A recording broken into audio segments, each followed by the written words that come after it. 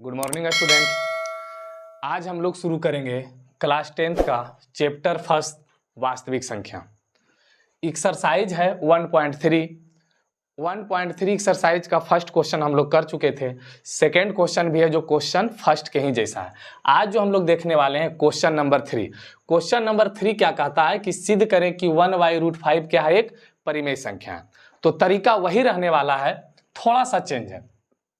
तो इसको हम लोग क्या करेंगे, लिखेंगे माना कि 1/√5 एक क्या है, परिमेय संख्या है। परिमेय संख्या है।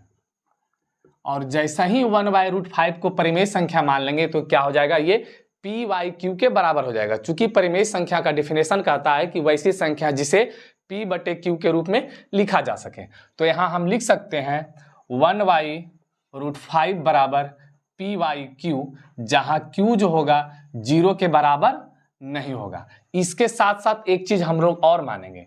क्या मानेंगे कि p तथा q जो है क्या है, सह अभाज्य संख्या है। सह अभाज्य संख्या है। सह अभाज्य संख्या के बारे में पिछले वीडियो में हम लोग डिस्कशन किए थे। सहअभाज्य संख्या किसे कहते हैं, तो वैसी दो संख्या जिनके बीच में कोई कॉमन गुणनखंड नहीं रहे। जैसे आ जाइए एग्जाम्पल के माध्यम से और समझ लेते हैं। जैसे हम लोग ले लिए 20 और नीचे क्या है 15। अगर 20 को तोड़ेंगे तो क्या लिखेंगे 5 × 4 तथा 15 को क्या लिखेंगे 5 × 3। तो ये 5 कैंसिल होने के बाद में कोई कॉमन नहीं बच रहा है। क्या बच रहा है 4/3। तो ये जो होगा क्या होगा, सहअभाज्य संख्या होगा। तो वही बात को हम लोग यहाँ मान के चले हैं कि p और q के बीच में कोई उभयनिष्ठ गुणनखंड नहीं है। तो यहाँ जब हम लोग मान लिए p/q, तो यहाँ क्या करेंगे, क्रॉस मल्टीप्लीकेशन उसके बाद करेंगे। तो क्रॉस मल्टीप्लीकेशन करेंगे तो q और 1 में गुना करेंगे तो क्या हो जाएगा, q बराबर √5 और p में गुना करेंगे तो √5p। इसके बाद क्या करेंगे कि दोनों तरफ वर्ग करेंगे। दोनों तरफ वर्ग करने पर, तो दोनों तरफ वर्ग करेंगे तो क्या हो जाएगा q² बराबर, इधर वर्ग होगा √5p पर होल स्क्वायर। ये हो गया दोनों तरफ वर्ग। अब q² के ऊपर में तो वर्ग रहेगा, ये रूट से 2 क्या हो जाएगा कैंसिल होगा, तो यहाँ 5 बचेगा। लेकिन p पर भी स्क्वायर है, तो ये जो स्क्वायर कटा है ये तो रूट के बदले कट गया, लेकिन p पर भी स्क्वायर है तो p पर तो स्क्वायर रहेगा। तो आ गया 5p²। अब देखिए क्या होगा, अब यही समझना है। यहाँ क्या समझना है कि ये जो पूरा संख्या क्या है 5 से पूरा संख्या कटेगा। 5 से क्या होगा, पूरा संख्या कटेगा। कैसे कटेगा कि हम अगर कोई एग्जाम्पल लेते हैं, जैसे 10 है, 20 है, 15 है, 25 है, ये सब सारी जो संख्या है 5 से कटने वाली संख्या है। तो ये सब सारी संख्या 5 से क्यों कट रहा है, 5 से इसलिए कट रहा है कि जब इसको हम लोग गुणनखंड के रूप में लिखेंगे, यानी जब 10 को खोलेंगे तो क्या मिलेगा हमको 5 मिलेगा और 2 मिलेगा। 20 को तोड़ेंगे तो क्या मिलेगा 5 मिलेगा, 4 मिलेगा। 15 को 5 मिलेगा और क्या मिलेगा 3 मिलेगा। 25 में क्या मिलेगा 5 और 5। मतलब कहने का अर्थ है कि जब ये सब सारी संख्या को गुणनखंड के रूप में लिखेंगे तो एक पीस हमको 5 मिलेगा, बाद बाकी दूसरा संख्या मिले उससे मतलब नहीं है। और यदि एक पीस 5 मिल गया किसी संख्या में तो वह 5 से पूरा पूरी कटेगा। यही समझाने का अर्थ है कि अगर p² है, यहाँ पर कुछ भी रहे, a² रहता या फिर b² रहता, कुछ भी रहता, लेकिन अगर इसके साथ में एक 5 है तो ये पूरा जो संख्या होगा 5 से कटेगा। तो हम लिखेंगे यहाँ क्या लिखेंगे कि चूंकि 5p² 5 से विभाज्य है, 5 से विभाज्य होगा। अब समझिएगा, जब 5p² 5 से विभाज्य है मतलब 5p² 5 से कटेगा और इसके बराबर में q² है तो q² भी 5 से कटेगा, क्योंकि आपस में दोनों इक्वल है, बराबर है। और जब ये 5 से कट रहा है तो ये भी क्या होगा q² 5 से कटेगा। तो लिखेंगे इसलिए q² भी 5 से विभाज्य होगा, विभाज्य होगा। अब समझिएगा, यहाँ पे एक बात और ध्यान रखना है कि किसी संख्या का वर्ग किसी संख्या से कटता है तो वह खुद संख्या भी क्या होगा अपने आप से कटेगा। जैसे 4 का स्क्वायर 16 होता है, 5 का स्क्वायर 25 होता है। अगर 16 2 से कटेगा, 16 2 से कटेगा तो खुद 4 भी क्या होगा, 2 से कटेगा। अगर 5 का स्क्वायर 25 5 से कटता है तो खुद 5 भी क्या होगा, 5 से कटेगा। तो कहने का मतलब है कि अगर क्यू स्क्वायर 5 से कटता है तो खुद क्या होगा, इसलिए क्यू भी 5 से विभाज्य होगा। और इसको लगा लेंगे समीकरण क्या, सेकेंड। इसको लगा लेंगे समीकरण सेकेंड, और ये जो है समीकरण मेरा क्या होगा, फर्स्ट। अब देखिए क्या करेंगे। अब देखिए Q जो है 5 से क्या है, विभाज्य है। तो Q का जनरल रूप क्या होगा, यानी Q बराबर हम लिख रहे हैं, ये जो Q जो है नीचे समीकरण सेकेंड में हम लोग क्या लाए कि Q 5 से कट रहा है, मतलब Q पूरी 5 से कट रहा है। तो Q किस रूप का होगा, Q जब 5 से कट रहा है तो अभी हम समझाए थे कि जब ये संख्या 5 से कट रहा है तो इसमें क्या होगा, एक 5 रहेगा इसका गुणनखंड में, और एक संख्या कुछ भी रहे। तो कोई संख्या हम मान लेते हैं जो रहेगा m के रूप का रहेगा। ये हो गया जब Q 5 से विभाज्य है, यानी Q 5 से कट रहा है तो उसका जनरल रूप हो गया। अब हम क्या करेंगे, यहां से लिखेंगे Q का मान, क्या लिखेंगे, Q का मान समीकरण फर्स्ट में रखने पर, समीकरण फर्स्ट में रखने पर। देखिए समीकरण फर्स्ट मेरा क्या है, ये देखिए क्या है मेरा, Q स्क्वायर बराबर क्या है 5p स्क्वायर, और इसमें Q का मान हम रखेंगे तो Q का मान यहाँ क्या लाए हैं 5m, तो Q के जगह पे रखेंगे क्या 5m, और इसका वर्ग है तो इसका वर्ग कर देंगे is equal to 5p square. इसको थोड़ा सोल्व कर लेते हैं, तो 5 का स्क्वायर है तो 5 पचे 25 m स्क्वायर बराबर 5p स्क्वायर। इसको हम क्या करेंगे 5 से काट देते हैं, 5 पचे 25, यानी कि आ गया 5m स्क्वायर बराबर क्या आ गया p स्क्वायर। और इसको थोड़ा क्या कर लेते हैं, इक्वेशन जो ये बन रहा है इसको सीधा कर लेते हैं, तो हो जाएगा p स्क्वायर बराबर 5m स्क्वायर। ठीक है, अब जितना कहानी इसके लिए हम लोग लिखे थे सेम कहानी वही है। कहानी क्या है कि देखिए यहां है 5m स्क्वायर, यानी कि m स्क्वायर के साथ 5 गुना में है, यानी कि यहाँ पे 5 का गुणनखंड है, तो ये पूरा संख्या जो देख रहे हैं 5m स्क्वायर क्या होगा 5 से कटेगा। तो यही बात को हम लिखेंगे, यही बात को क्या करेंगे लिखेंगे, ऊपर रफ कर देते हैं, स्क्रीनशॉट लेना है तो ले लीजिएगा। देखिए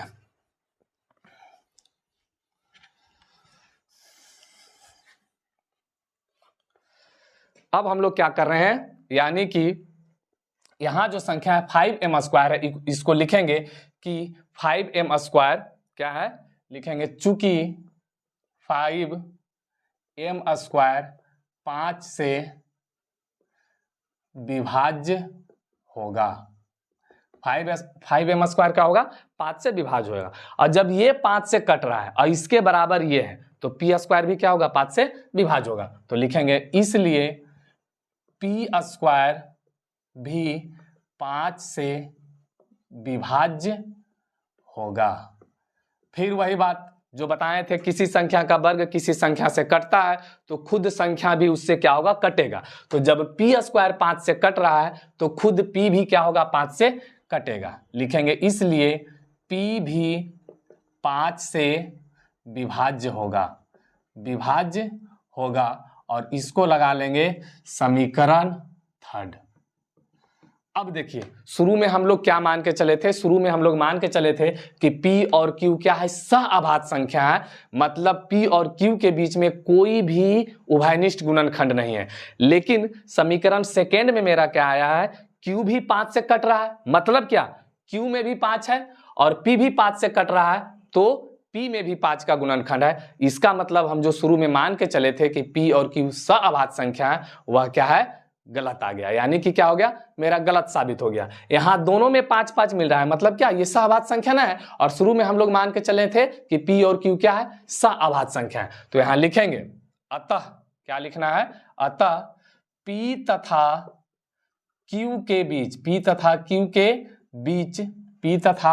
Q के बीच 5 एक उभयनिष्ठ गुणनखंड है, मतलब दोनों में मिल रहा है, उभयनिष्ठ गुणनखंड है।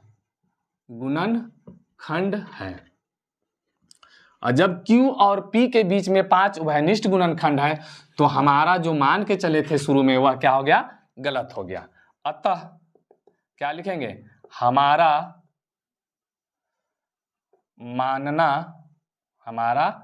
मानना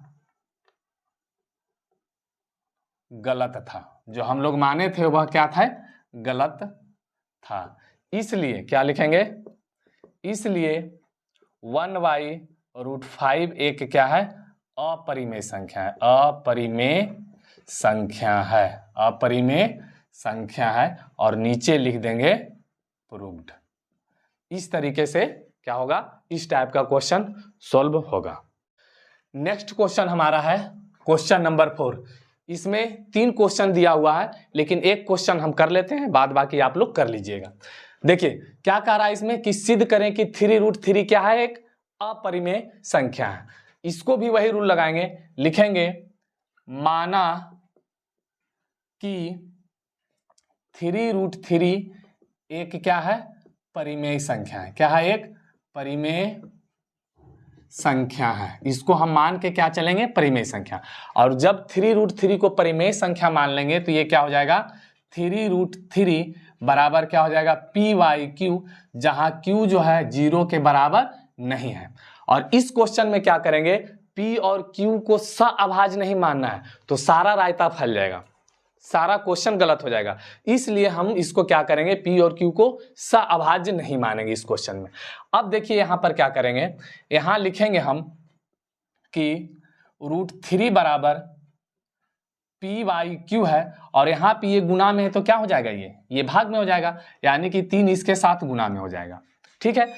अब देखिए ये जो सारा संख्या है इधर क्या है, ये हमारा परिमेय संख्या है।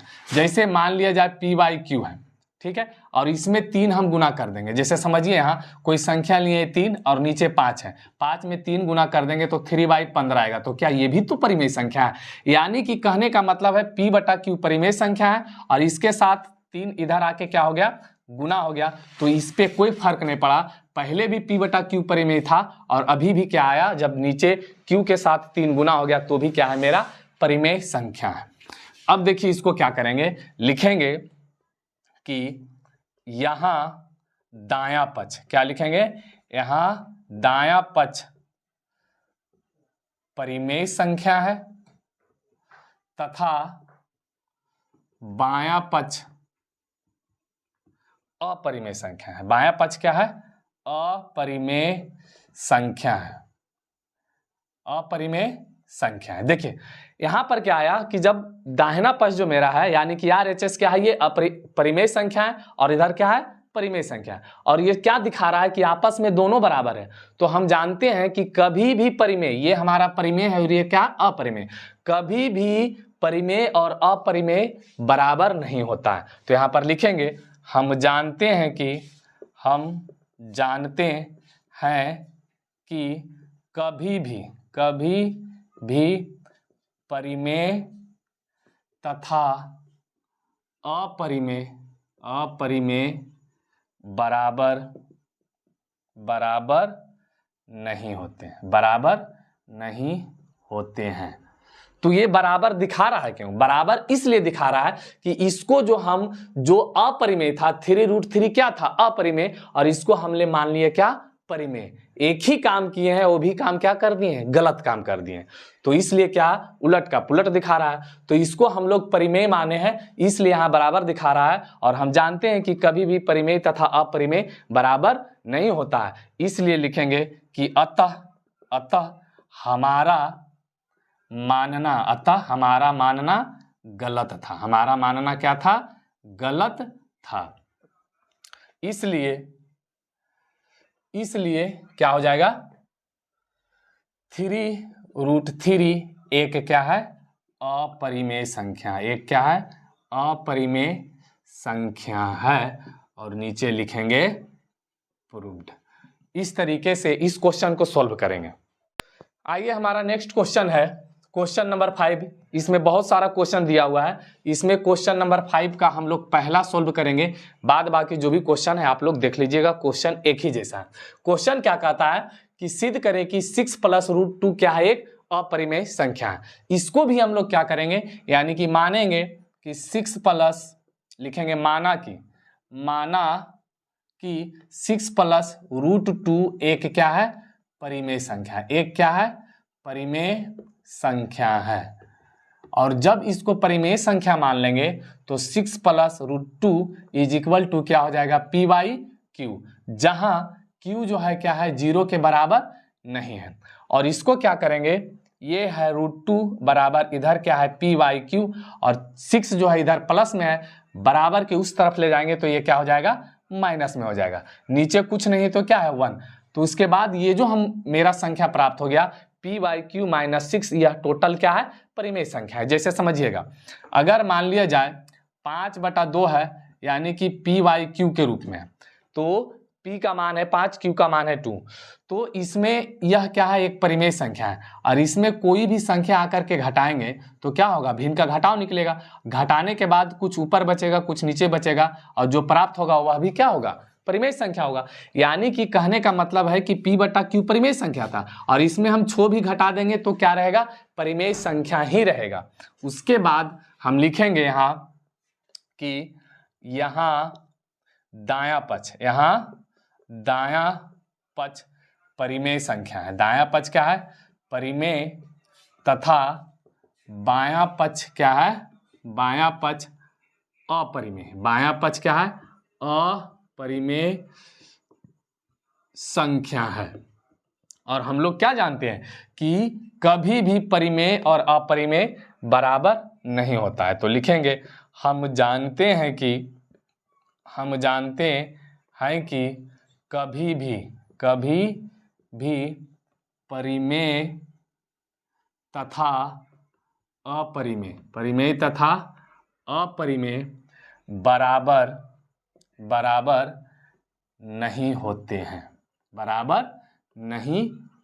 हैं। इसका मतलब जो हम लोग मान के चले हैं, क्या मान के चले हैं, गलत मान के चले हैं।